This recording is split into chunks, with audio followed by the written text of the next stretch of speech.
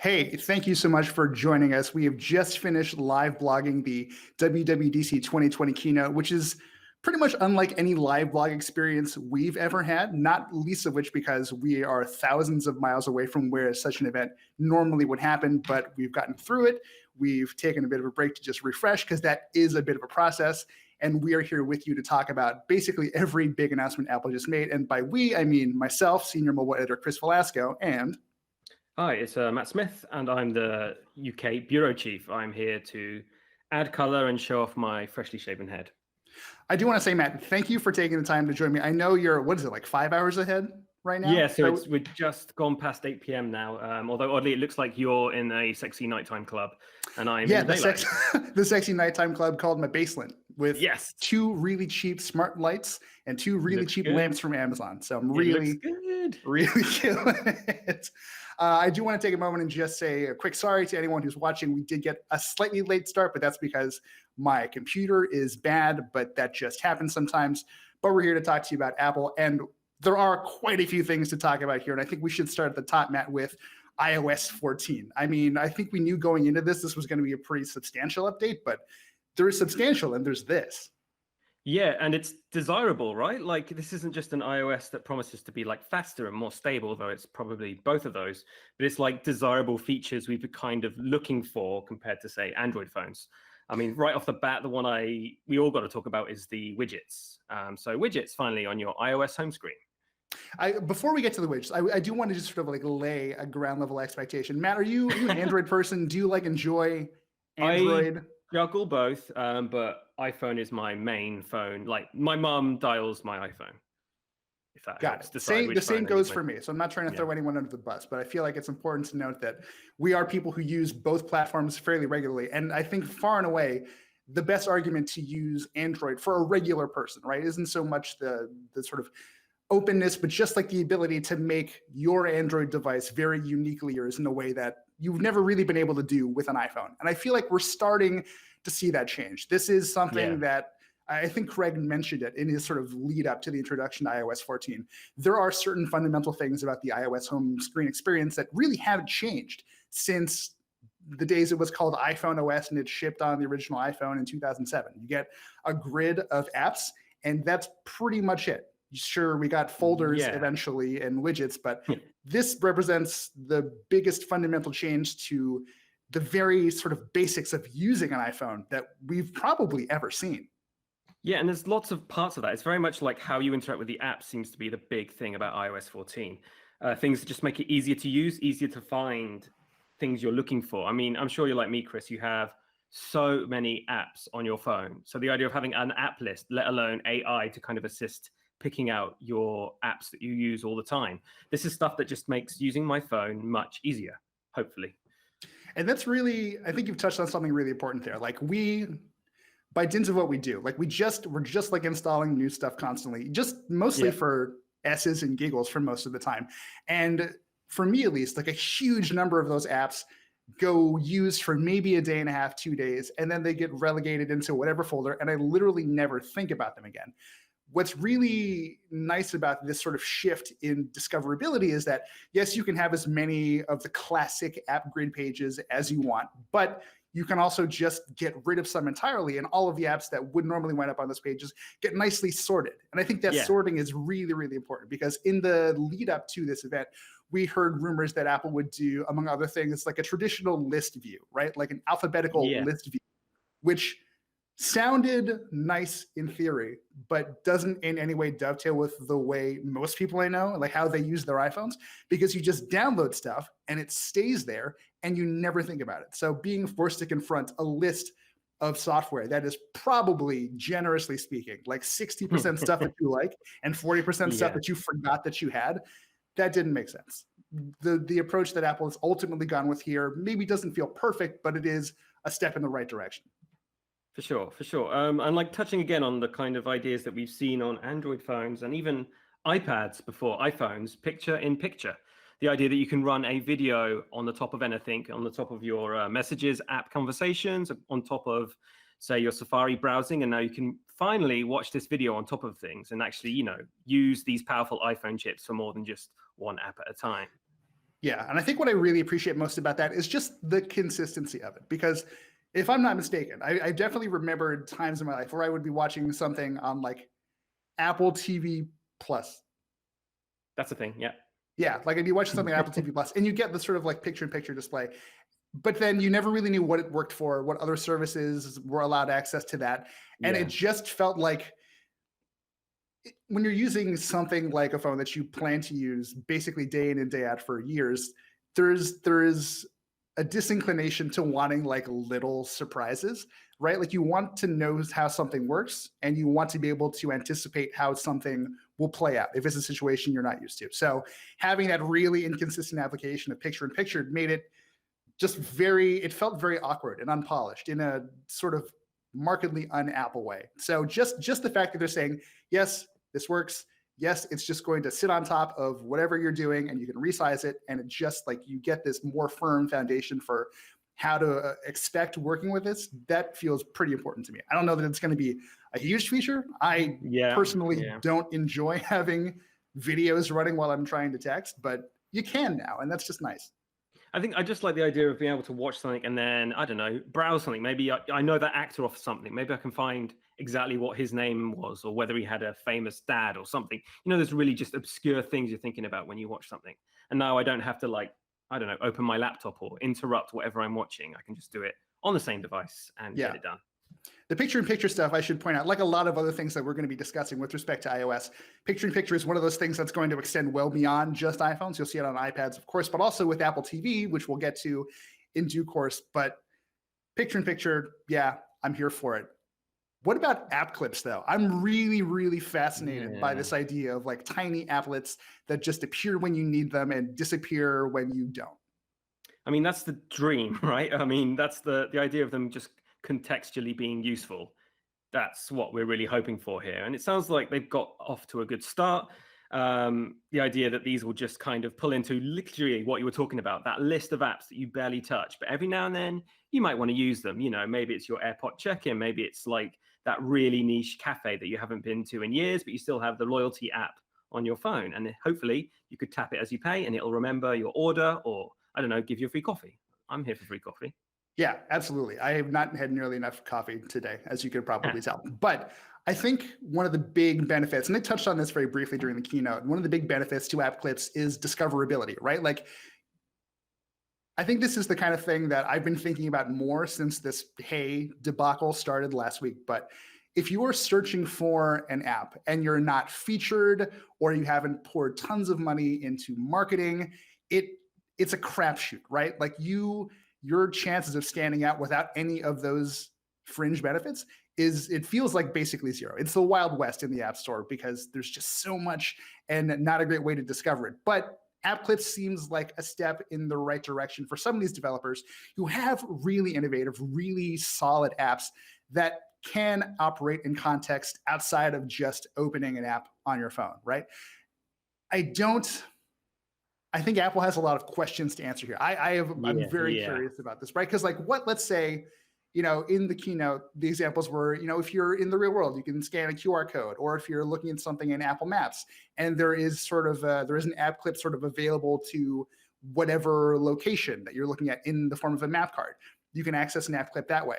But what happens when there's like inevitable conflict, right? Like, I'm sure there are probably better examples in this, but what if you're Yelp and Foursquare and you're both really angling to get people interacting with your app and viewing your listings? Whose app takes precedence, right? If you've got multiple contexts, or if you have rather a context in which multiple app clips could feasibly work, who's in charge of deciding which one is the one you get to experience? Is it Apple? Is it the developers? Is it the person in charge of whatever the physical location that's tied to these contexts? Like, it's a great idea, and what I think, fair to say, Android pioneered quite some time ago with Android 9. But I'm really curious to see how Apple answers a lot of these questions because, look, they're facing enough scrutiny as it is on like 1,000 different levels. This is a great idea. Especially the apps. Right. Quick sidebar. Like there is no chance, like this was very much a pre-recorded event, right? Like the level of polish and like post-production that went into this keynote, like they did this thing weeks ago. obviously they were not going to be able to address any of the big issues facing the App Store right now. But like, sidebar to that sidebar, by the way, Chris, have you yeah, noticed that I've just heard about this as the kind of the whole performance tailed off. Within the settings for the new iOS 14, they announced that you can set default email and browser apps. wait, whoa, they just didn't talk about it? It's in like an Apple web page. So you Come can set on. your default web browser and email app that launches when you click a link or want to compose a new mail message. So literally like a thing that would literally change how you use your iPhone. That's ridiculous. I mean, Let's, for a little background for anyone who's watching and doesn't know exactly what we're talking about. Back in February, Mark Gurman of Bloomberg published a story basically insinuating that Apple would be, willing to cede some of its control to third parties in the form of default apps. So if you click a link in basically anything, it'll open up in Safari by default. If you click like an email link in something else, it'll open up in Mail, whether or not those are your primary apps for dealing with those tasks.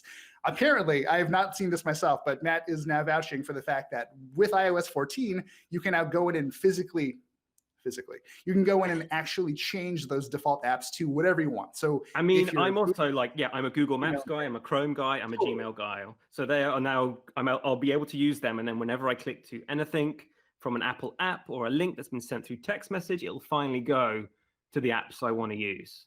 Which like the timing of this feels very suspect. Like if I'm Apple and I'm in a situation where I know that I'm facing, antitrust allegations, I'm dealing with increased scrutiny from EU lawmakers, I'm dealing with developers now, and granted, this is stuff that Apple might not have had such a firm position on when they were, preparing everything for this keynote well in advance.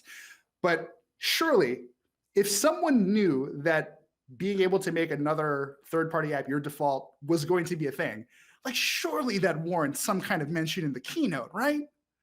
Like, am I crazy here? That's a great way for Apple to say, hey, guess what? We're not nearly as monolithic and monopolistic as you might think.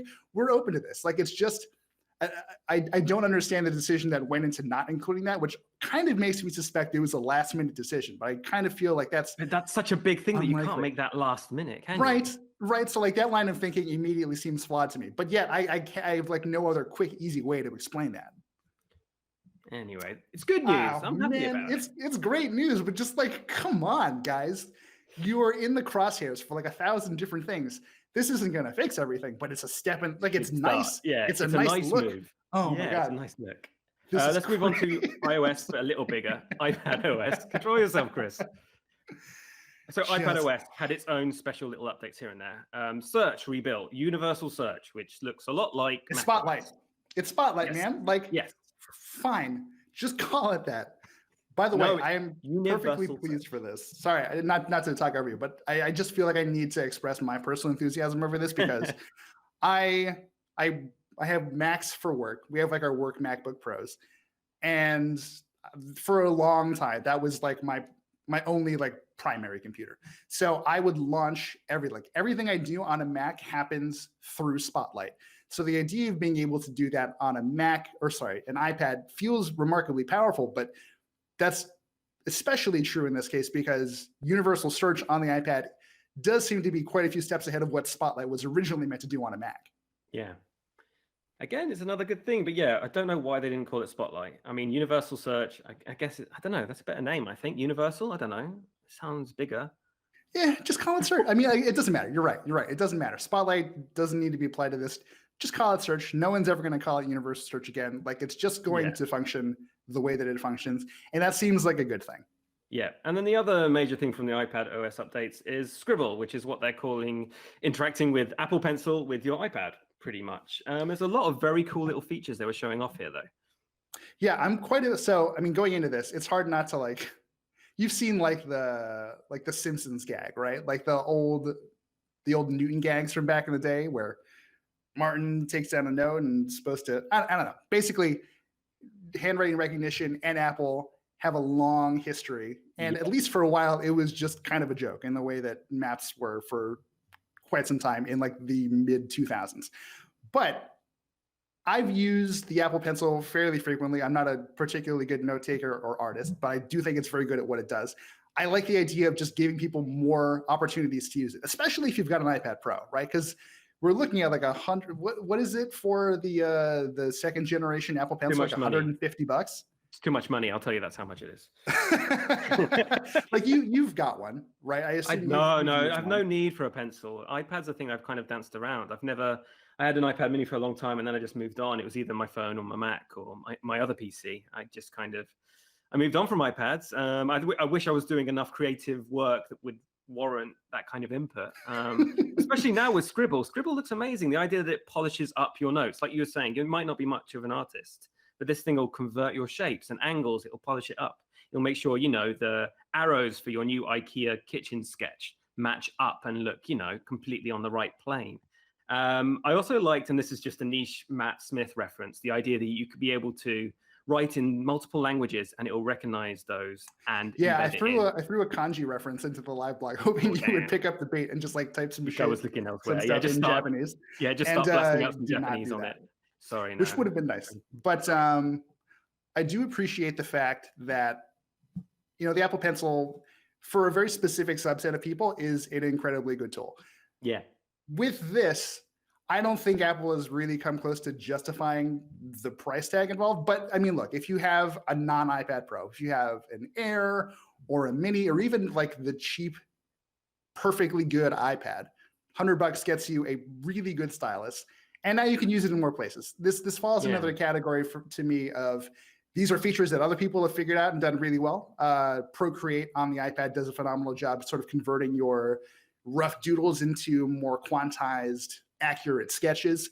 The Samsung Galaxy Note has done a tremendous job with this exact thing, with sort of handwriting to manipulable text conversion.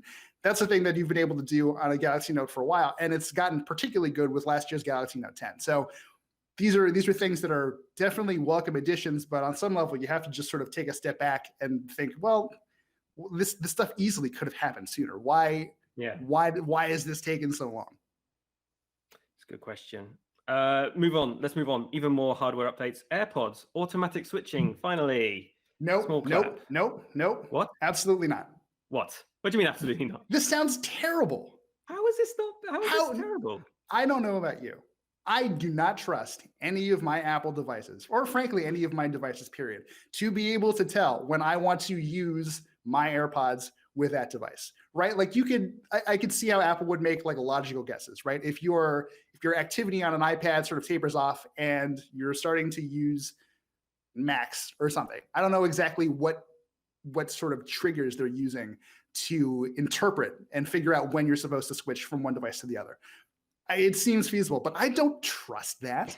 Like this might also be a specific me problem, because when you have just a lot of devices bouncing around, like you just sort of naturally come to expect that things go wrong. And I mean, Chris, your headphone wires don't even match. So what are you even talking about?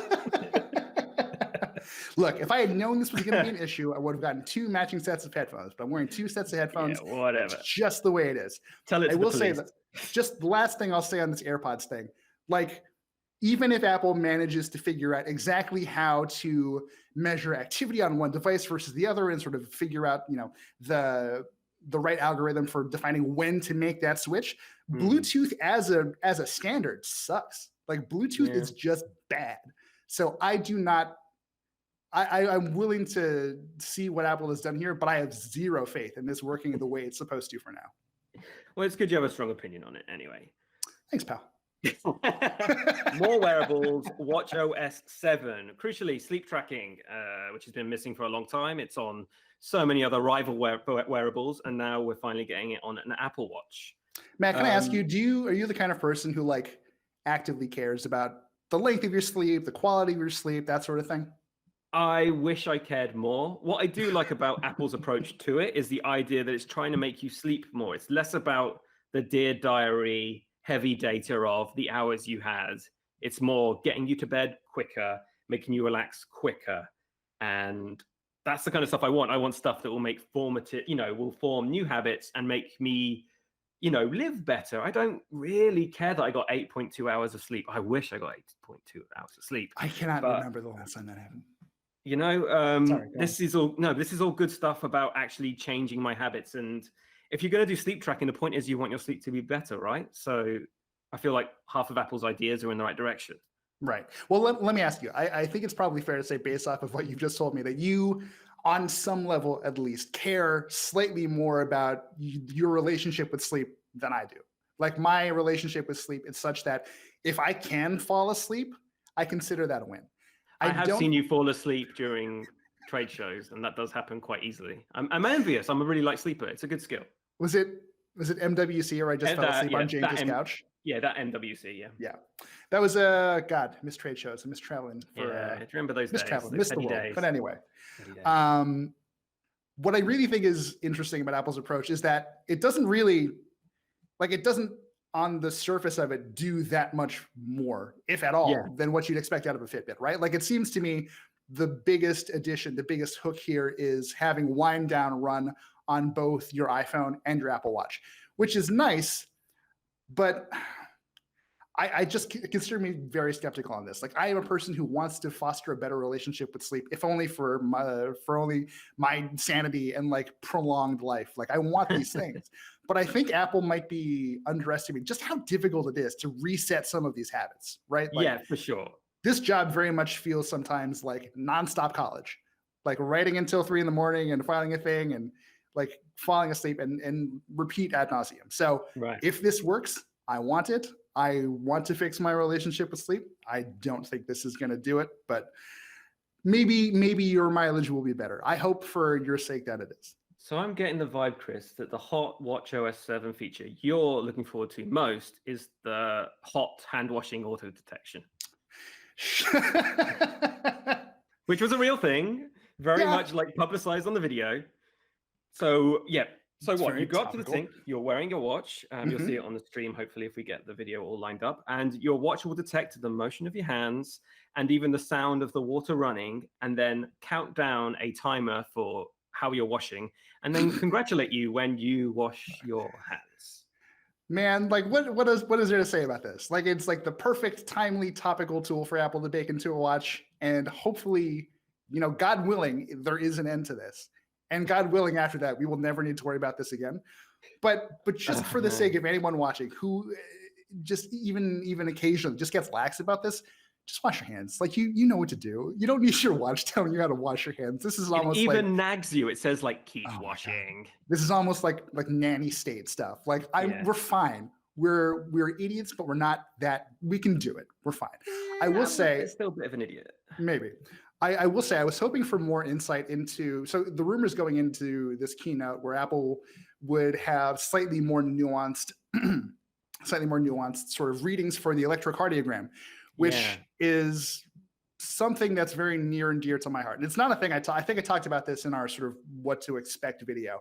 But last year I was in California for work and I was like writing a story in bed and my heart just like went off. It was like the rhythms made no sense to me, and I would just be sitting there and it would spike up to like 165, which was horrifying in a way that I couldn't even really comprehend at the time. And I go to the Apple Watch, and the Apple Watch says, "Hey, this shows signs of atrial fibrillation. You should maybe consider going to a doctor," because they will never say you have to go to a doctor. It's not a diagnostic tool. But one of the things I noticed while I was sitting there just like quietly freaking out for like a good half hour, where for a while there, once your heart rate hits a certain rate, it doesn't feel confident enough in the nature of the readings to give you a call one way or the other. And the rumor going into this was that you'd get more accurate readings with that spiked heart rate while you're having something that looks like an atrial fibrillation. So I was hoping to hear more about that now that I'm like very personally invested in heart health. Yeah, this sounds very much for your own selfish gain. Yeah, well, you know what, man? I don't want to live. I know I was very, very cavalier about it earlier. Life sounds good, and I would like more of it. So thanks, more life, please. Apple, give it to me. Give it to me, my life, please. Right, so let's move on to the much bigger stuff. Let's start with macOS Big Sur, because that's the big Mac update. How much do you remember about this? A fair bit. And I do have to point out, like, 2020 has not turned out like in any sense the way that we wanted it to. Yeah. But it is nice to see, like, and I know this is going to sound lame, but it's just like very nice to see some little signs of like continuity. So for years now, I think the running joke for Craig Federighi and the Apple marketing team is, they go on this like big crazy road trip and we got to go figure out the inspiration for the next macOS. And this time in Craig's own words, and God, I hope to God that this is actually true. Some sort of like drug-addled road trip to a bunch of monuments in California led them to Big Sur, and I think there's one key component to this macOS update that we'll obviously get to later, but across the board, I'm surprised to see Apple care about design here too, right? Like it makes sense on iPhones and iPads. These are devices with huge install bases. These are, daily touch points for people. Macs have largely, I mean, like they sell reasonably well, and Apple still makes new ones. Although it didn't announce any today, which I thought was particularly disappointing. Yeah. But anyway, Apple's Macs have never really, it's been a long time since they've accounted for like a huge part of Apple's overall revenue breakdown. So I can't say I expected a redesign, although redesign it's pretty mild in some ways, right? It's pretty light, yeah. So I can't say I saw this coming.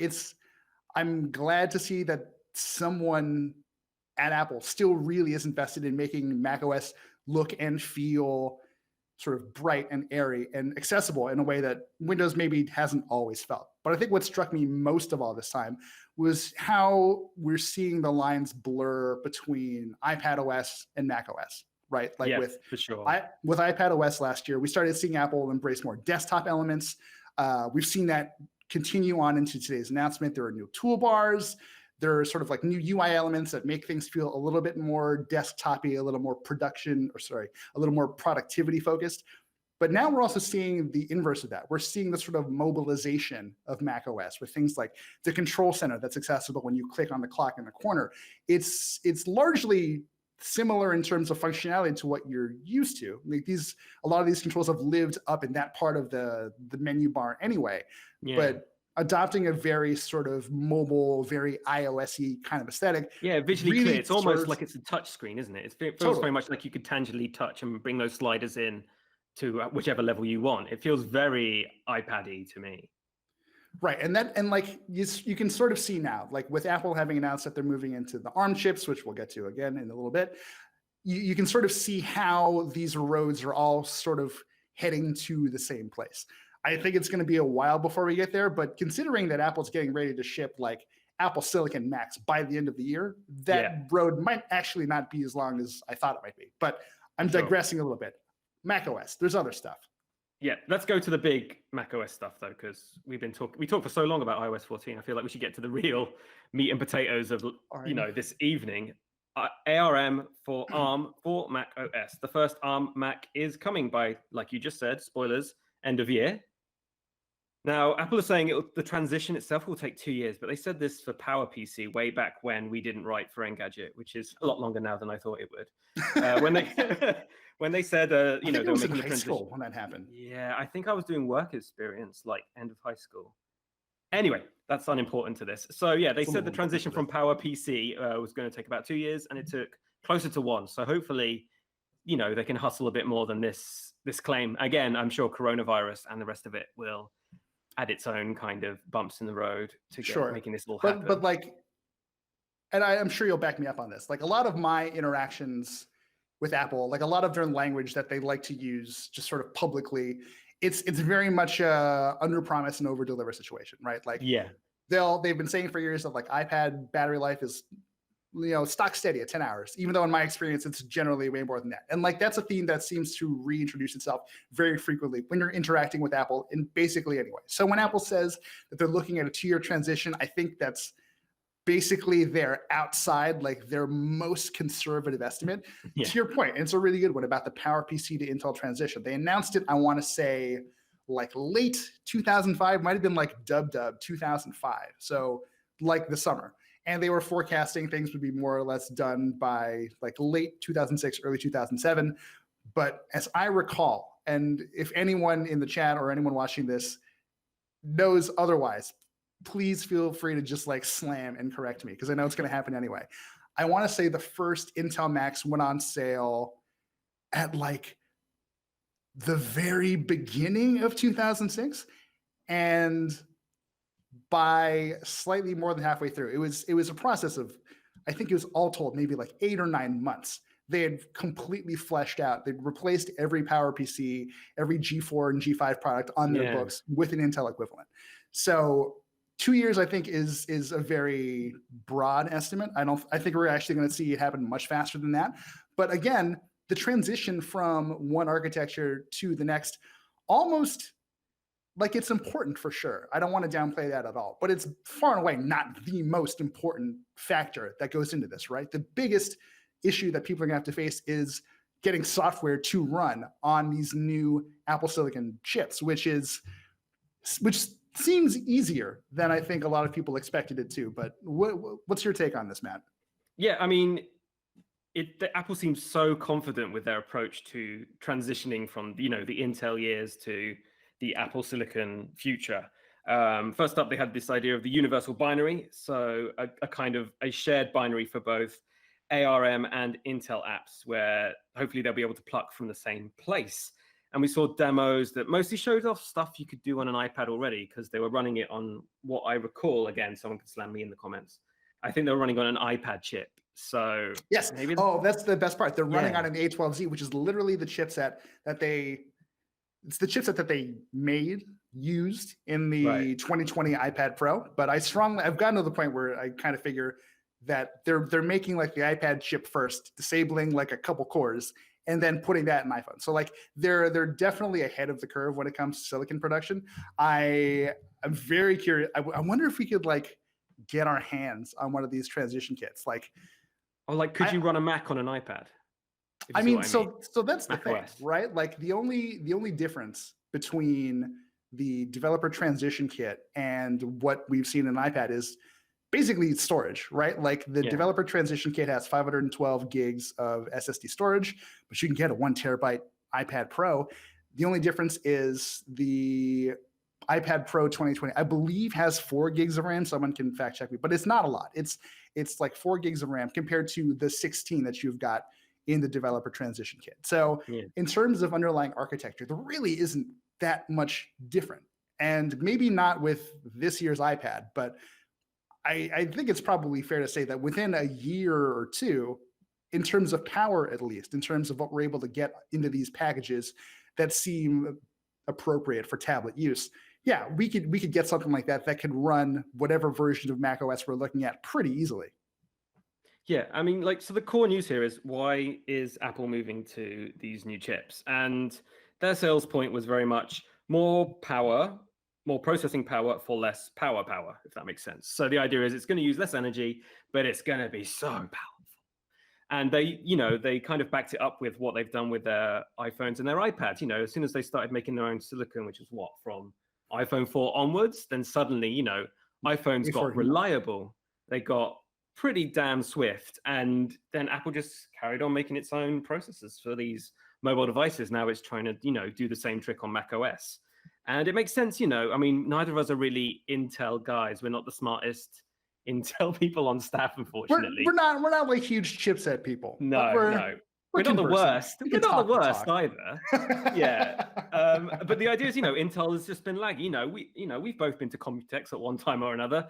The last few years, Intel's just been slow. Like its chips don't perform as well as the chipsets we're seeing from other people. Oh my God, yeah. For a little while there, and this might even be the case now. It's been a little while since I've looked, but for a while there, it looked like AMD was doing a really good job compared to wherever Intel was going. And that's such a good point to bring up, because Intel has been nothing if not a reliable partner to Apple within the parameters that it's able to function within, right? If Apple wants to push, I don't know, if it wants to go super heavy into machine learning powered apps, AI powered apps, well, you could work with Intel and you could suggest that, hey, we could really use something like a high-end neural engine sort of thing to really supercharge these tasks. That's great. Intel has its own problems. They'll get to it when they get to it, right? Like I don't doubt that Apple's like an important customer, but like Intel as a business has other concerns. Apple has no such other concerns. Apple gets to just control, finally, basically everything about their chip experience, except maybe the production. That's the one thing that I think tended to get lost, right? Because it's easy to assume that because Apple no longer has to rely on Intel to make its chips, delays and stuff like that will be the thing of the past. But Apple still has to rely on a TSMC or some other chip fab to make these things. So and to your much earlier point about coronavirus, just like generally screwing things up, especially when it comes to supply chains. Like Yeah. Apple is smart to bring it in-house, if only to just minimize the potential ripples that move through that supply chain. Yeah, it's another way of making things a little bit more streamlined and a little bit more likely to happen in a timely manner.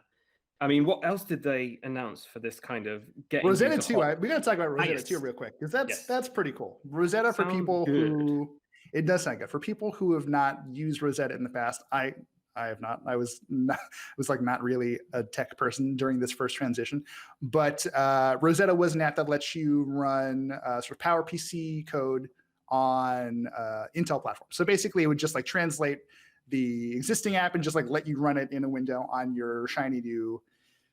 I mean, you guys like your are watching Core the 2 stream. Duo. Yeah, you know what an emulator is. You've probably played a Super Nintendo emulator or something.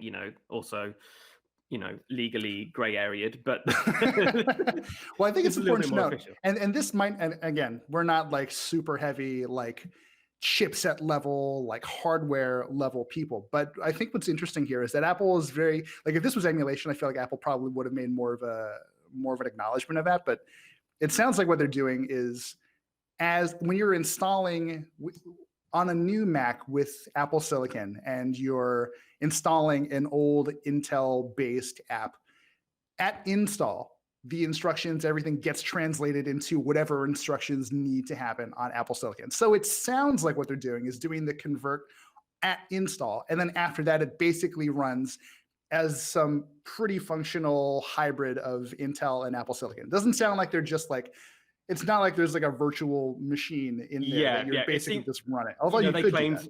They claim that the translation will happen as soon as you install Right. whatever program it is, which sounds good. The idea that it just happens without us having to do anything in the background sounds good. That's the thing. And like, that's again, another thing that Apple is just like continue to ram home. Like Craig Federighi said 2 or 3 times, like most developers will be able to, reconfigure, recompile their apps for universal binaries in days, which may well be true. But for me, it's always a question of the edge cases, right? Like Microsoft and Office will be, like day one partners for Apple Silicon powered Macs.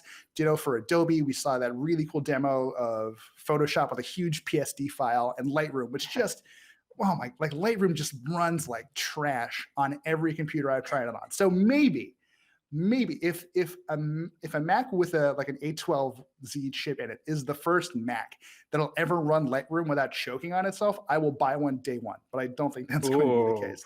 Promises. I mean, I think like beyond the meat and potatoes of what these new chips will do as well. Like the idea that Apple is making its own silicon also means, or at least seems to have opened the door to getting more iOS and iPad OS apps on your Mac. The idea that we'll just be able to run like that on your MacBook. So, huge games that aren't on Apple Arcade from your iPad or iOS will work, sparkling new on your Mac and run, which sounds great, right? Like that sounds very good. And you made a point earlier, which I thought was interesting and sort of stuck a fork in. Like the control center for macOS now looks pretty touch focused, right? Like you've got these big sliders for your screen brightness and your volume. And there are touch targets that are big enough that you could easily just sort of paw at it with a finger if you wanted to. But as far as we know now, since Apple declined to make any more substantive Mac hardware announcements during the keynote, touchscreen Macs aren't yet a thing. So based off of what we have, what the hell app are you going to run on your Mac that you would enjoy using with a trackpad and a mouse in lieu of touch controls, right? Like they threw Monument Valley up as a demo, which cool, like great. I love the game. I love the people who make the game. Like they deserve more credit, more shout outs, I guess. But like, I don't want to play that on a Mac with a mouse. Like it's doable, I'm sure. But so many of these experiences, by Apple's own insistence, were designed to be touch first, and migrating them to a platform that, at least for now, completely is not, doesn't seem like the best way to go. I mean, Apple will. The idea is you just have these apps, though, isn't it? So the idea is at least they exist. At least you can get them on your Mac now. Yes, and there are definitely going to be some apps that just like work beautifully with across whatever device you're using them on. And frankly, I am very excited to see developers really shatter some expectations and build apps that just run really nicely on a phone, a tablet, or a full-blown Mac computer. But I can't help but just sort of sit here and think, well, I mean, okay, now that you're doing this, like touchscreen Mac, right? Like that's gotta happen. That's gotta happen, right? Touchscreen Mac, right? I mean, I don't know, coronavirus. I mean, they're telling us to wash our hands and then giving us emojis with face masks. Maybe now's not the time for the touch but interaction. let me ask you, you're like me, you're sheltered at home. How many people do you like point your Mac at and let touch the screen? Like No. one or two other people tops, maybe, right? Yeah. Yeah, it's a completely valid point. So we've covered pretty much every beat of what we just sat through before we got on this damn call. What was the biggest thing for you then from this? Like, the thing that you'll wake up and remember tomorrow. The thing that it's difficult to so let me, before I just like go off, it's one of those things where we do a lot of prep work. We do preview coverage. We sort of cover the rumors and stuff, like, so it's difficult to walk into a situation, even a really high profile situation like a WWDC keynote, and feel like you don't already know what's going to happen. So in terms of like sheer surprises, none, because everyone like Mark Gurman, John Prosper, Front Page Tech, the 9 to 5 team, like literally everyone has done such a good job unearthing details that there was really not a whole lot to be super thrilled by sitting through this for the first time. And, shout outs to them. They've done some really, really impressive work. More power to them. I think what I'm going to be continuing to chew on for a while is everything just sort of tied into the developer stuff, which we did not hear addressed at all, right? So like, the situation with the email client that wasn't really officially open yet, and Apple pitched a fit and is, as of today, sort of conditionally approved for use in the App Store. That's going to be a problem that we see persist with a lot of other developers. A lot of developers are talking about it now because they've dealt with the issue. They've dealt with the idea of, they've grappled with having to give up 30% of their recurring revenue to a company that basically just gives them rent in their big internet mall. Like, these are questions that don't have great answers. And I was hoping that on some level, Apple would speak to the responsibility, or its responsibility to address or rethink its rules around this entirely. But because we got a totally canned presentation, we got zero edification, zero clarification, zero insight into a problem that affects all of the developers, all of the developers that want to make money on the App Store. Yeah. And these are the people who have given Apple everything, right? Yeah. Apple likes to talk about how big their install base is, but it's only because these people have developed reasons for us to want to use these devices. I mean, let me take my glasses off and do my conspiracy theory face. But did you notice how Apple announced, their latest developer App Store news about 3 or 4 days before the European Commission filed that they were investigating? You're talking about that. Oh, hey, Apple's app ecosystem has contributed like $500 billion to the economy. That one. Then followed a few days later by the European Commission saying, this is a bit sketchy. Let's take a look at this. And Apple Pay, while we're at it. I think it was Apple Pay was the other one that got a dose of the Commission. And I was just like, oh, did Apple kind of, get this downwind and just try to step out in front of it with how it saves the economy? Your economy, by the way, the US economy. We don't really get that much of that here. Oh, was the 510, I think it was, billion. Was that purely US? You say it so blasé. Well, I assume it's an American company, so a lot of it trickles back. Remember, they're trying to avoid tax. Oh, I'm sorry. I'll put my glasses on and put the conspiracy theories away for a bit. So I want to kind of wrap it off by having someone that knows what they're talking about talk about the switch to ARM chips. So if you want to know exactly what that means, we actually have an episode of our upscaled explainer series talking exactly about Apple and the difference between ARM and the x86 chips. That's all coming very soon, but we have a quick clip of the start, just a tease. I'm literally talking to Chris. I'm pitching it to Chris now. So hopefully we have the video ready and we can roll that very soon. Intel and AMD both adopted an instruction set called x86 and later x86-64, which is a CISC design, while IBM started putting RISC chips in some of its workstations by the late 80s. And over in the UK, a company called Acorn released one of the first RISC-based personal computers in 1987, the Acorn Archimedes. IBM called its designs Power and later PowerPC, while Acorn named its architecture the Acorn RISC Machine, or ARM. This was later spun off and rebranded as Advanced RISC Machine, but that name might be familiar to you as the design behind pretty much every smartphone processor in the world.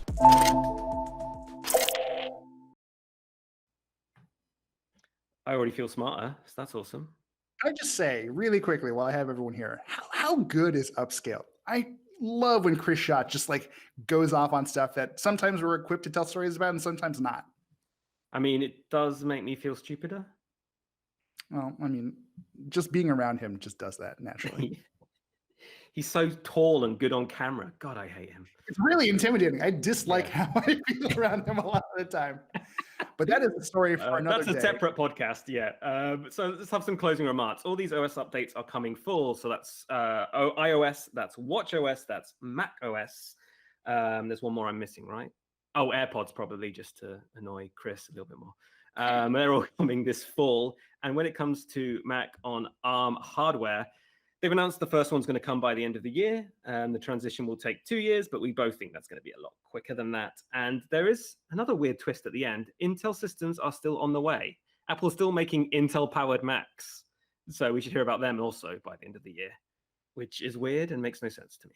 Well, I mean, so if you look, not to like drag this out anymore, but since I have a little nerd tidbit, while I clutch my Nokia 7610, when Apple was doing the PowerPC to Intel transition, they released the high-res PowerBook G4s, and I only know this because I fell down the rabbit hole this morning and like was tempted to try and find one on eBay. But they introduced the high-res PowerBook G4 at like October 2015 or something, and it was discontinued like 3 months later. So historically, Apple has not shied away from releasing something and then saying it's dead within months. So yeah. I don't think we're going to see Apple do an about face that quick this time, but we can't really rule it out either. Brilliant. Well, yeah, I think that's all we can say about this for now. We're going to have to hear a lot more about everything from WWDC as it carries on the next few days. Thanks very much for watching with our stream. I hope we answered some of your questions. We probably just posed a bunch more, but thanks for watching with us anyway. And yeah, stay tuned for that new upscaled episode about all this Mac new chip news. Anything else to add, Chris? No, thanks for watching, guys. Thanks for taking however long it was and just hang out with us for a little bit. It was nice. We should do this again. Brilliant. Thanks again for watching, and check out all the latest Apple news at Engadget.com, and we'll see you around.